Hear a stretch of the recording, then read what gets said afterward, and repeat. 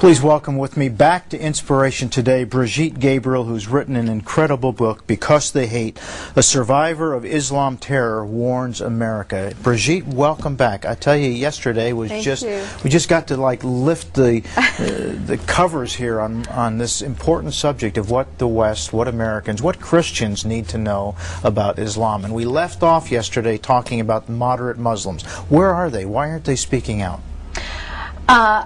Yeah, like I mentioned yesterday, actions speak louder than words.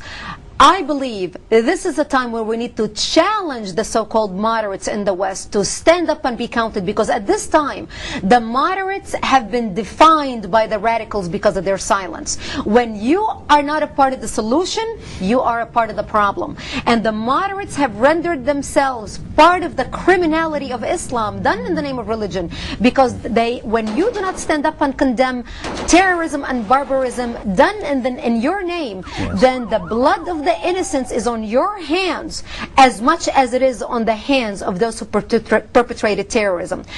But here's what we need to clarify, David, to the American public and to the Western public in general. There is no difference between radical Muslims and moderate Muslims. Okay. We in the West judge others according to our own standards. You know, we think, they are the moderate Christians, and then they're the radical Christians, who are really, the Bible thumpers, as they call them, or whatever they want to define them in the West. In Islam, this thing of moderate Muslim is simply a concoction of Western minds trying to come up with justification or rationalization as to there couldn't be a lot of people agreeing with what is happening, and of course this is only the work of a small handful of extremists. So you would say that's not true? That is not true. In Islam, Islam is Islam. You are either a practicing Muslim or a non-practicing Muslim. There is no lukewarm. The difference between a radical and a moderate, and if we're going to call it a moderate according to Western standards, a radical Muslim is a Muslim who believes that the Quran is the word of God, the last word of God, and every single word in the Quran is sanctioned by God.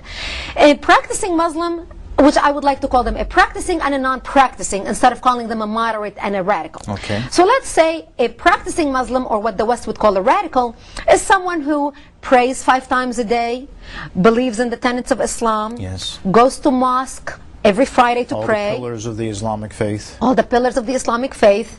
Believes that Islam is superior to any other religion on earth. A practicing Muslim believes that his wife is his property. God did not create women as equal to men. He can beat her, he can kill her, he can rape her, he can do anything to her as his property as sanctioned by God. A practicing Muslim believes that Christians and Jews are apes and pigs because they are cursed by Allah according to the Hadith and the Seerah, the books accompanying the Quran and the words of the Prophet. He believes that the Christians and the Jews are the enemies of Allah. A practicing Muslim is someone who does not drink alcohol, who believes in the tenets of Islam. That is a practicing Muslim. A non-practicing Muslim is a Muslim who drinks, who believes we are equal to him as Christians and Jews or any other religions. And non-practicing Muslims believe that God is a loving God who created all people in His image, that we all should live equally, loving and in a harmony with each other. A non-practicing Muslim believes that his wife is worthy of his respect as his equal. He does not believe he has the right to kill her, to rape her, to beat her, to forbid her from receiving an education, who believes that his wife has a place outside of the home, who can go and work and accomplish and be all she can be as a woman, as his equal. But Brigitte, that's really not, help me out here, as a Westerner trying to understand what you're saying, that's really not then being a Muslim. When you talk about a non-practicing Muslim, it's almost as if they've created a new religion of their own, because the true religion of Islam teaches something quite different, which you've already articulated. Exactly, teaches something completely different. And I think, David, what we are lacking in the West is education about Islam and what Islam is all about. We do need to understand it. It's like when people say Islam is a peaceful religion, like what you alluded to earlier, that our leaders, when we hear George Bush or Tony Blair or all the leaders leaders of the world talking about Islam is a religion of peace. Islam has been hijacked by the radicals. It's total nonsense. So you have the talking heads who come on television, who have PR companies that book them in all these TV shows, from CNN to Fox News to MSNBC to CBS and everything else, to talk to Americans about Islam. And you have these talking heads talking about Islam is a religion of peace.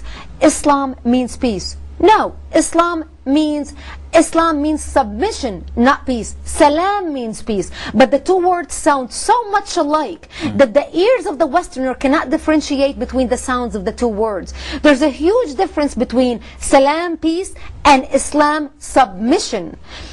Islam is a religion of submission where all other non-Muslims must submit to Islam or be killed. So is that their agenda?